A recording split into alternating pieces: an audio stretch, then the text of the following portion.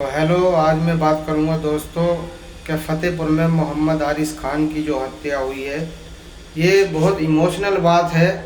और आरिस खान ही नहीं बल्कि ये काम कौन कर रहा है और कौन करवा रहा है, इसके पीछे का क्या राज है, ये कोई नहीं जानता। पर ये कहने का मतलब ये है क्या, इतने जो है जवानी की दहलीज पर बच्चे ने कदम भी नहीं रखा, उससे पहले ही उसकी हत्या कर दी गई।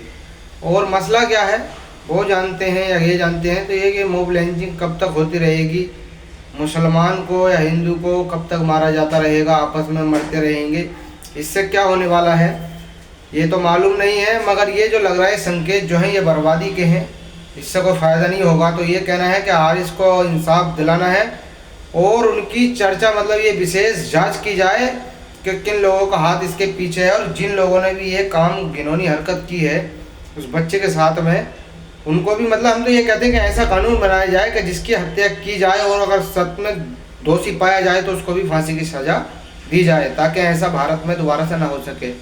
क्योंकि बढ़ते दिनों में कुछ भी क्या, ऐसा मान के चलिए 2-3 सालों के अंदर बहुत ही काफ़ी भारत के अंदर ये कारनामे हो रहे हैं। धर्म के नाम पर, राजनीति के नाम पर खूब लड़ाइयाँ चल रही हैं, खूब लड़ाइयाँ चल रही हैं। तो भारत में संकेत अच्छे नहीं हैं। तो कभी उत्तर प्रदेश में और उत्तर प्रदेश में हुआ है, ये बोलते हैं क्या उत्तर प्रदेश से सब माफिया हमने सफा कर दी। ये माफिया कहाँ से आ गई जो उस बच्चे की हत्या की गई है? बोलो, लॉ एंड ऑर्डर किधर है आपके?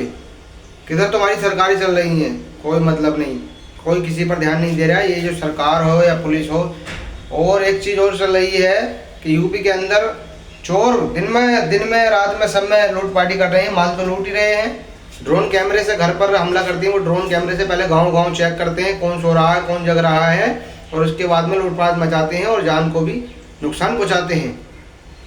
तो भारत में बढ़ती जा रही कमियां, ना मालूम क्या होने वाला है।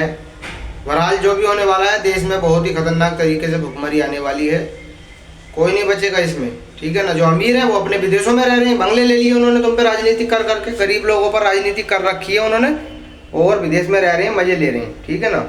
उनके जाने चाहे देश में जंग हो कुछ हो, कोई मतलब नहीं। मारा कौन जाएगा? गरीब। कौन मरेगा? गरीब। फुटपाथ पर सोने वाला मरेगा, जो घरों में रह रहा है छोटा मोटा गरीब वो मरेगा। ये तो अपने प्लान से पहले ही रफू चक्कर हो जाते हैं। तो भाई जो अब भारत में जहाँ भी ये इलेक्शन हो रहे हैं, अपना जो है लीडरशिप मजबूत करिएगा और अपनी लीडरशिप को आगे बढ़ाइए, नहीं तो कोई फ़ायदा होने वाला नहीं है। और मैं ये अपील करूँगा, बिहार में जो इलेक्शन है साउद्दीन ओवैसी को मजबूत करें। वो ही बंदा ऐसा है जो संविधान की बात करता है, वरना कोई संविधान की बात करने वाला नहीं है। और दूसरी बात, एमपी में एक सरकारी स्कूल गिर गया है बच्चों पर, यानी कि जो ये लोग सदन में बैठते हैं संसद में, उसमें तो एसी क्या पंखे क्या मजबूत सरिया डालेंगे और सरकारी स्कूल में कुछ नहीं डालेंगे, सब चीज़ यानी कि अपनी जेब और पेट ही भर रहे हैं ये लोग। मतलब बच्चे, शायद उसमें कुछ मौत भी हुई है बच्चों की और कुछ बच्चे घायल भी हुए हैं। और यूपी में तो सरकारी स्कूल बंद करने की बात ही चल रही है। तो भाई साहब वहाँ भी हिसाब लगा लीजिए और अपनी राय कमेंट में ज़रूर दिए। अगर मैं गलत हूँ तो ज़रूर बताइएगा और सही हूँ तो बताइएगा। चैनल को सब्सक्राइब कर लें।